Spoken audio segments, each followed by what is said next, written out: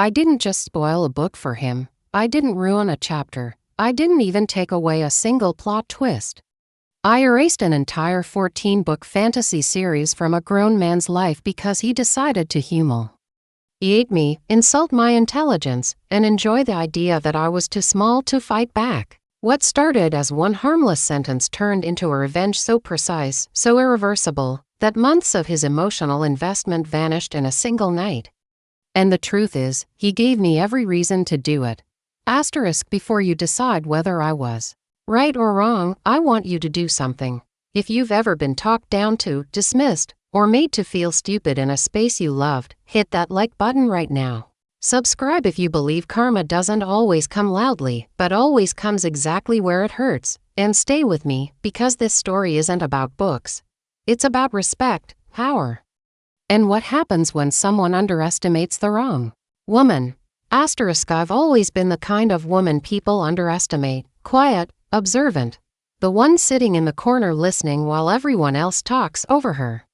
But what most people never realize is that silence doesn't mean emptiness. It means control. And books were where I had that control. Fantasy novels weren't just stories to me, they were worlds I memorized, studied, lived inside. I remembered names, bloodlines, prophecies. Tiny throwaway details that didn't matter until 6 books later. That 14-book epic fantasy series wasn't something I casually read, it was something I committed to emotionally. It had been with me through breakups, loneliness, and moments when real life felt unfair and overwhelming. So when I joined a subreddit dedicated entirely to that series, it felt safe, familiar. Like walking into a room where I didn't have to explain myself. People debated lore, dissected symbolism, argued respectfully about character motivations. It was one of the few online spaces where I felt confident speaking up. That's why what happened next caught me completely off guard. That day, my post was innocent, harmless, almost boring. I referenced the name of a supporting character while talking about a general theme in the series. No spoilers, no context. No indication of who that character was when they appeared, or whether they mattered at all. In a 14-book saga, with more than 2,000 named characters, the name alone meant absolutely nothing to anyone who wasn't already deep into the story. A few minutes later, a notification popped up. You spoiled the series for me. I remember frowning at my screen, genuinely confused. My first instinct wasn't defensiveness, it was doubt. I scrolled back up. I reread my post slowly, carefully. Like maybe I'd accidentally crossed a line without realizing it, but there was nothing there, no reveal, no hint, no information that could possibly ruin anything. So I replied calmly, explaining that mentioning a name alone doesn't spoil a story, especially one this massive. I even softened my tone, trying not to sound condescending. I assumed logic would end the conversation. Instead, it lit a fuse. His next reply was aggressive, accusatory. He said I was lying, that I knew exactly what I was doing, that people like me always pretended innocence after ruining things for others. I felt my jaw tighten, but I stayed polite. I explained again. Slower this time, kinder. I even apologized for upsetting him, despite knowing I hadn't done anything wrong. That's when he dropped the mask. The insults started coming fast. He called me stupid. Brain dead, said I clearly didn't understand the series, said I was probably just another woman pretending to be smart because I read fantasy books. That one hit harder than I expected, not because it was clever, but because it was familiar. That casual misogyny wrapped in superiority, the implication that I didn't belong there. I could feel that tight, sinking feeling in my chest as I read his words. Not anger yet, embarrassment. The kind that creeps up your neck and makes your shoulders tense. Other users were watching the thread. I could see the upvotes, the views. No one stepped in. No one told him to stop, and he loved it. He kept going. Enjoying the power of publicly talking down to me, enjoying the idea that I wouldn't fight back. That was the moment I stopped responding publicly. Instead, I clicked on his username. I didn't rush. I scrolled slowly through his post history, reading between the lines. And that's when I saw it clearly. He wasn't far into the series, not even close to the midpoint. He was still asking basic questions, still forming early theories, still emotionally invested but completely unprepared for what was coming later in the story. He didn't know who would die. He didn't know who would betray him. He didn't know how the main villain was defeated or what the world looked like after everything burned and rebuilt. And in that quiet moment, something inside me hardened. I realized I had tried kindness, I had tried logic, and he had chosen cruelty. So now, he didn't deserve protection. I didn't reply in the thread. I didn't report him. I didn't want attention or validation. I wanted something much more personal, much more permanent. I opened his direct messages. My heart was pounding hard enough that I could hear it in my ears, but my hands were steady. I stared at the empty message box for a long time, asking myself if this was too far. If I should just walk away and be the bigger person. Then his words echoed in my mind again. Brain dead, you people. And that's when I started typing. When I opened his direct messages, I didn't type right away. I just stared at the empty box, watching the cursor blink like a quiet countdown. By this point, I wasn't shaking. I wasn't angry in the loud way people expect. What I felt was something colder, heavier, and far more dangerous: clarity. The kind that comes when you realize you've already tried being reasonable, already tried being kind. And the other person chose cruelty anyway. I told myself I wouldn't insult him. I wouldn't swear. I wouldn't threaten. If I was going to do this, I would do it calmly, precisely, in a way that would stay with him long after the conversation ended. I started with something small, almost polite. I wrote, "Hey. I didn't want to break subreddit rules, so I'm messaging you here." That was it. No aggression. No sarcasm. I waited. A minute passed, then another. Finally, the typing indicator appeared. His reply was smug, short, dismissive. What now? Going to pretend you didn't spoil things? I could almost hear the tone, that same condescension, that same confidence that I wouldn't dare do anything. That's when I realized something important. He thought I was powerless. He thought the worst thing I could do was argue. He believed that because I was calm, because I hadn't matched his aggression, I had already lost. And that belief made what came next so much worse. I replied slowly, carefully choosing every word. I didn't spoil anything before. But I want you to understand something. I paused, reread it. Then continued, you're early in the series. You're emotionally invested. And you decided to be cruel to someone who knows how the story ends. I didn't send it immediately. I let it sit. Then I added one more line. This is your last chance to stop responding. He didn't stop. He laughed, literally typed lol. He told me I was bluffing. He said I wouldn't dare. He said if I did, it would just prove I was exactly as stupid as he'd said.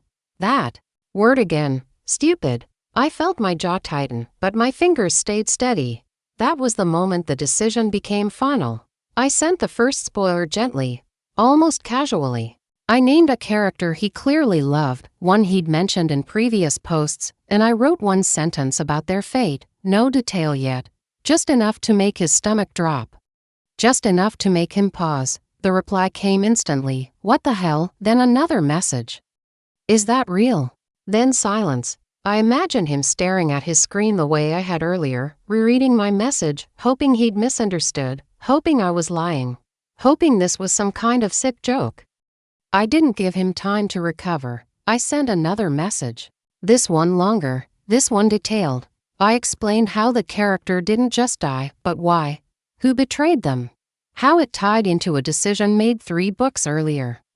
I could practically feel the color draining from his face through the screen. His typing indicator appeared again, frantic this time. Stop. Seriously, stop. I watched the words pop up one by one. There was no arrogance now, no insults, just panic. And still, I didn't stop. I escalated slowly, methodically. Like turning a knife rather than stabbing, I moved on to the main arc. I explained who the real antagonist was, not the obvious one, but the one revealed later. I described the twist that recontextualized everything he thought he knew. I told him which beloved characters didn't make it to the end and which ones survived only to become something else entirely. I described the final battle. Not vaguely. Not vaguely at all. I told him how the villain was defeated, what sacrifice it required, and what it cost the world. His messages became desperate. Please, I'm serious. I didn't mean it. That last one almost made me stop. Almost. But then I remembered the public thread. The way he enjoyed humiliating me. The way he'd assumed there would be no consequences. And I kept going. I told him what happened after the climax. The aftermath. The rebuilding. The quiet epilogue moments readers waited 14 books to reach. I even included popular fan theories about the world beyond the ending, the ones people debate late at night because the story never truly lets you go. By the time I was done, there was nothing left for him to discover on his own. No mystery, no anticipation, no wonder. When I finally stopped typing, my hands felt strangely light, like I'd set something heavy down. His last message came a few minutes later. It was short. Why would you do this?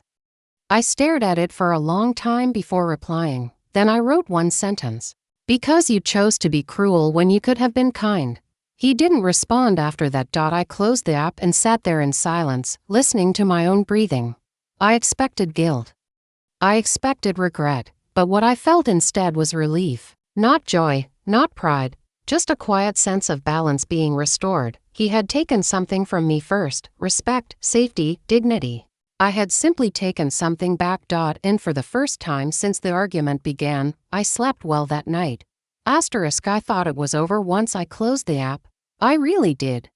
I assumed the silence meant acceptance, or at least surrender. I expected the story to end with that final message, with me reclaiming my dignity and moving on with my life. But revenge doesn't always end when you think it should. Sometimes it lingers, sometimes it echoes, and sometimes it follows you back into the places you thought were safe. The next morning, I opened Reddit out of habit, not curiosity.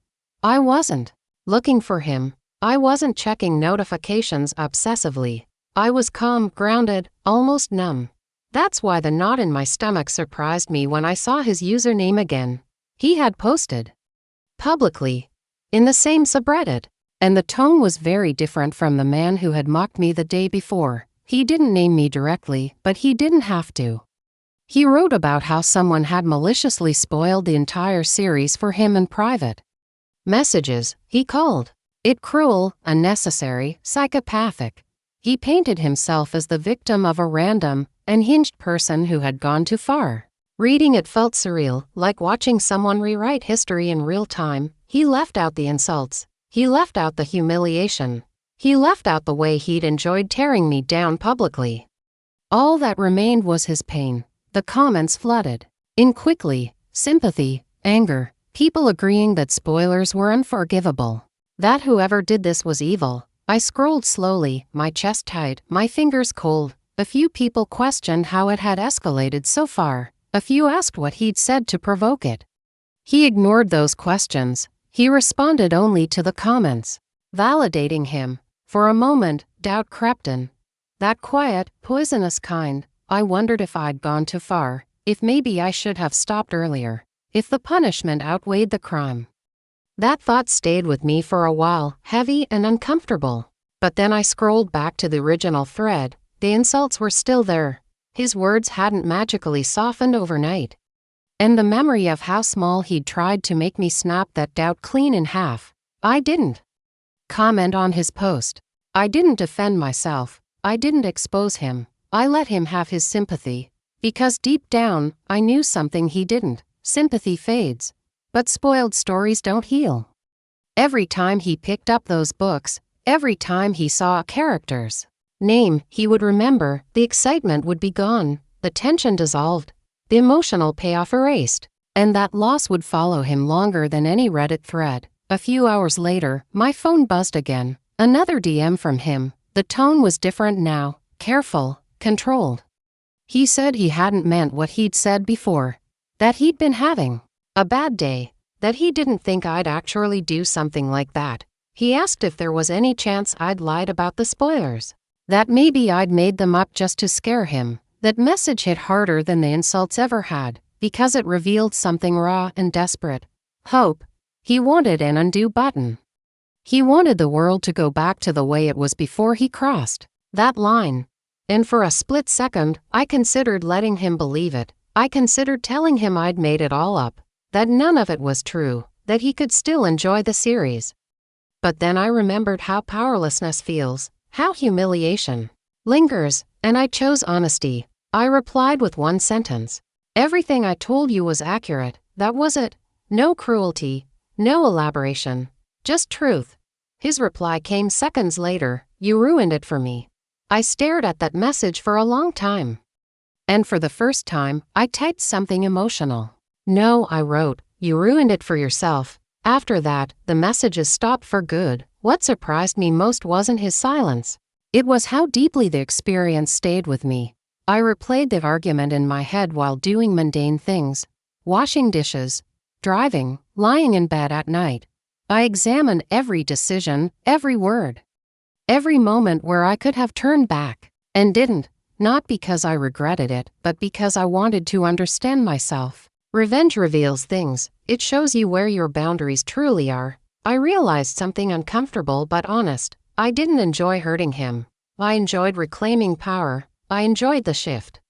The moment where someone who thought he could talk to me however he wanted learned that words have consequences, that anonymity doesn't mean immunity. That intelligence isn't loud, and strength isn't cruel, but it is decisive. Over the next few days, I noticed something else. I felt lighter, more confident. I spoke up more in discussions. I stopped shrinking myself to avoid conflict. It wasn't because I'd won. It was because I'd stopped accepting disrespect as the cost of participation. That experience didn't turn me into a cruel person.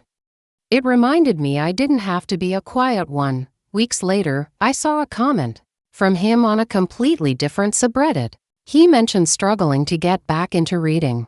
Said it didn't feel the same anymore, that stories didn't hit the way they used to. I closed the app after that. I didn't feel satisfaction. I felt finality. Some people believe revenge leaves you empty. Others think it poisons you. For me, it did neither. It taught me something simple and permanent. Kindness is always the first choice. But disrespect is a door that only opens one way. Once you walk through it, you don't get to decide how the other person responds, and he learned that lesson the hard way. Time didn't erase what happened. It softened the sharp edges, sure, but it didn't make it disappear. Weeks passed, then months, and every now and then the memory resurfaced not as guilt, not as pride, but as something more complicated, something quieter. Revenge doesn't always come with fireworks and applause. Sometimes it comes with silence and space to think, and that can be far more unsettling. At first, I told myself it was done. Closed chapter. Lesson learned. But the truth is, moments like that leave fingerprints on you. They change how you see people, how you see yourself. I started noticing how often women are expected to absorb disrespect just to keep the peace. How often we're told to be the bigger person, to ignore it, to not stoop to their level. And I realized how rarely anyone asks what that level even is.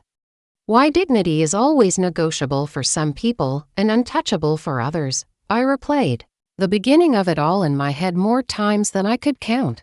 The casual post, the harmless name, the way his accusation came out of nowhere. I wondered if he'd been looking for a fight that day. If he'd already been angry before he ever saw my comment. Maybe I was just convenient, a stranger he could project onto, someone he could belittle without consequences, and for most of his life, that strategy probably worked. Until it didn't. There was a moment, late one night, when doubt came back stronger than before. I was lying in bed, staring at the ceiling, thinking about the version of him who'd picked up that first book with excitement, the curiosity, the anticipation, the slow build of falling in love with a world that wasn't real but felt real anyway. I imagined that version of him sitting alone, realizing that magic had been taken from him. And for a brief second, my chest tightened, but then another image replaced it. Him typing those insults, him enjoying the power imbalance, him assuming I'd swallow it quietly. And that tightness faded, because empathy doesn't mean erasing accountability. You can understand someone's pain without taking responsibility for it, and that was something I had to learn. What surprised me most was how often people talked about spoilers like they were sacred sins, as if stories mattered more than people, as if fictional surprises outweighed real-world respect. I started seeing threads where someone would be cruel, dismissive, or outright abusive, and others would excuse it as long as the content stayed protected. That realization changed how I engaged online. I became more selective, more intentional. I stopped apologizing for existing in spaces I had earned the right to be in. I never told anyone in my real life what I'd done. Not because I was ashamed, but because I knew most people would oversimplify it. They'd reduce it to petty or too far without understanding the context. Without understanding what it feels like to be publicly diminished and privately expected to stay silent. This wasn't about a book. It was about being pushed until silence felt like complicity. Sometimes I wondered if he told the story differently now. If he framed himself as a cautionary tale, or if, deep down, he knew exactly where things went wrong but couldn't admit it without confronting his own behavior. Most people don't change after consequences. They rationalize, they rewrite, they move on without growth, and that's not something you can control. I never told anyone in my real life what I'd done. Not because I was ashamed, but because I knew most people would oversimplify it. They'd reduce it to petty or too far without understanding the context, without understanding what it feels like to be publicly diminished and privately expected to stay silent. This wasn't about a book. It was about being pushed until silence felt like complicity. Sometimes I wondered if he told the story differently now. If he framed himself as a cautionary tale, or if, deep down, he knew exactly where things went wrong but couldn't admit it without confronting his own behavior.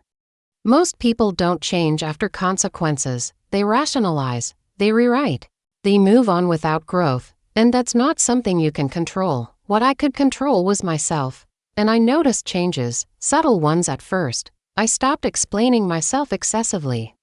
I stopped responding to bad faith arguments. I learned the difference between curiosity and entitlement. I stopped believing that kindness meant unlimited access to me. That revenge, in its own strange way, clarified my boundaries. There's a myth that revenge consumes you, that it hollows you out, that you become the villain in your own story. But that only happens when revenge replaces your values, when it becomes your identity. This didn't. This was a response, not a lifestyle. A line drawn, not a path chosen. And here's the uncomfortable truth I rarely admit out loud. If I could go back, knowing exactly how it would end, I would still do it. Not because I enjoy hurting people, not because I believe pain is the answer, but because silence would have hurt me more, because letting it slide would have reinforced the idea that disrespect is free, and it isn't, not always, not anymore. The world doesn't teach people like him lessons gently. It teaches them accidentally, randomly, through moments they don't expect, and sometimes, you happen to be the moment. I didn't ruin a story because I was angry. I ruined it because he believed he could treat me like nothing and walk away untouched. He believed there were no stakes. I showed him there were. And that knowledge stayed with me longer than the thrill ever could. There's a strange quiet that comes after something irreversible. Not relief, not regret, just stillness. That's what settled in after everything ended. Days passed without messages, weeks passed without his username appearing anywhere I looked. Life moved forward, like it always does, but the silence wasn't empty, it was full of meaning. Because once you cross a line where something can't be undone, you don't go back to who you were before. You carry it with you, not as a burden, but as a marker. I started thinking a lot about power, not the loud kind. Not dominance or control or winning arguments online, real power. The quiet kind. The kind that exists in restraint, in choice, in knowing exactly how much damage you could do and deciding when it's justified. People love to say hurt people, but that's only half true. Sometimes hurt people stop being hurt people the moment they refuse to accept disrespect as normal. I replayed his final messages again and again in my mind. Not because I missed them, but because they revealed something fundamental about human nature. The moment consequences appear, arrogance collapses, confidence dissolves, cruelty turns into pleading. He didn't apologize because he understood what he'd done. He apologized because suddenly he was the one losing something. That distinction matters more than people like to admit. I realized something else too. He never once asked how his words affected me. Not really. His concern was always the story, the books, his experience. Even in his regret, the focus was inward. And that told me everything I needed to know about whether mercy would have changed him. It wouldn't have. It would have confirmed his belief that he could behave however he wanted and still be protected. There's this idea that being the bigger person always means letting things go. But what no one tells you is how often that phrase is weaponized against people who are already expected to tolerate more than their fair share. Being the bigger person shouldn't mean shrinking yourself until you disappear. Sometimes, being the bigger person means standing your ground so firmly that the other person is forced to confront the weight of their actions. I didn't come out of this feeling like a hero. I didn't feel triumphant. What I felt was settled, centered, like something inside me had aligned. For years, I'd been taught to be agreeable, to smooth things over, to keep the peace even when it cost me dignity. This experience didn't make me cruel. It made me honest with myself about where my limits are. I went back to reading after that. Of course I did. Stories didn't lose their magic for me. If anything, they gained a new layer. I became more aware of themes I'd always loved: justice, consequence, transformation. The idea that choices matter, that actions ripple outward in ways we don't always predict. I realized that what I did wasn't out of character at all. It was a reflection of the values those stories had taught me all along. Every now and then, I wondered if he ever picked up another book, if he tried to start over with a different series, hoping to feel that spark again. Maybe he did. Maybe he didn't. That part isn't mine to control. What I do know is that every time he sees a spoiler warning now, every time someone mentions respecting others online, something in him will remember, and that memory will be tied to consequence. Not humiliation, not cruelty, consequence. I also thought about how easily this could have gone differently. If he'd asked instead of accused, if he'd paused before insulting, if he'd treated me like a human being instead of an outlet for his frustration. The entire chain reaction hinged on one choice. One moment where kindness was available and he rejected it. That's the part people miss when they reduce stories like this to petty revenge. This wasn't about books. It was about boundaries. It was about what happens when someone mistakes your calm for weakness. It was about reminding myself that I'm allowed to respond proportionally to disrespect, even if that response makes others uncomfortable. Especially if it does. I don't go looking for revenge. I don't seek it out. But I also don't fear it anymore, because I understand it now. Revenge isn't about destruction. It's about balance. It's about restoring something that was taken. And once that balance is restored, you don't need to keep going. You walk away. If there's one thing I hope anyone listening to this takes away, it's this: you don't owe endless patience to people who treat you poorly.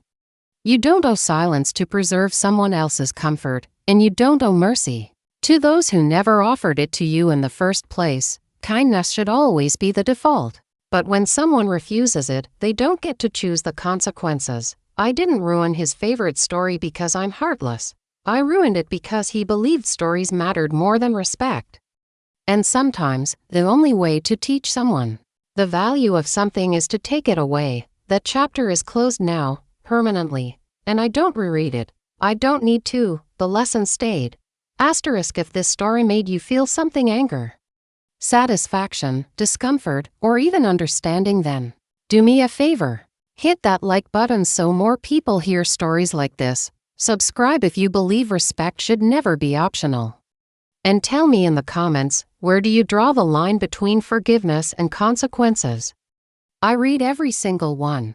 And if you want more real, raw, emotionally charged Reddit revenge stories, you know exactly what to do.